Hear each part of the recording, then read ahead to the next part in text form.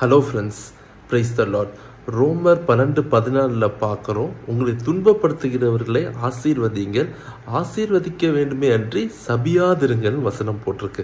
So வசனம் என்ன தெளிவாக சொல்றது அப்படின்னா, நம்ம யாரையுமே சபிக்கவே கூடாதுன்னு சொல்லி வசனம் போட்டிருக்கு.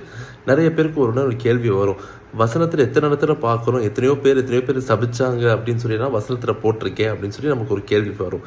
நல்லா ஞாபகம் வச்சுக்கோங்க, மத்தேயு 10:13 நம்ம பார்க்குறோம். இயேசு கிறிஸ்து என்ன சொல்லுவார், ஒரு வீட்டுக்குள்ளே நீங்கள் போகும்போது அந்த வீட்டுக்கு சமாதானம் என்ன பண்ணுங்க, கூறுங்க.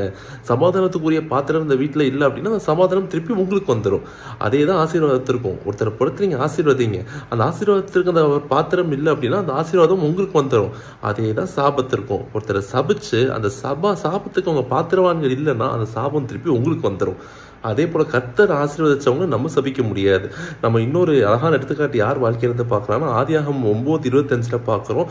நோவா என்ன பண்றான் அப்படின்னா, தன்னுடைய 2வது மகன் ஹாம் செஞ்ச பாவத்துக்கு என்ன பண்றான் அப்படின்னா, அவன் ஹாமை சபிக்கல, அவன் என்ன பண்ணிட்டான், ஹாமோட மகனாகிய கானானை தான் சபிச்சான். ஏன் இவன் ஹாமை சபிக்கல அப்படின்னா, ஆதியாகமம் 9:1 பார்க்குறோம், கர்த்தர் என்ன பண்ணியிருக்காரு, ஹாமை ஆசீர்வச்சிருக்காரு. அதாவது நோவம் குமாரரிடம் கர்த்தர் ஆசீர்வச்சார். ஸோ கர்த்தர் ஆசீர்வச்சவங்க ஒருத்தரையும் நம்ம சபிக்க முடியாது. நம்ம ஆசீர்வாதமா இருக்கணும் அப்படின்னா எல்லாரையும் நம்ம ஆசீர்வதிப்போம். அதுக்கு பாத்திரம் இல்லைன்னா நமக்கு அந்த ஆசீர்வாதம் திரும்பி நமக்கிட்டே வந்துடும். சபிக்காதிருங்க. God bless you.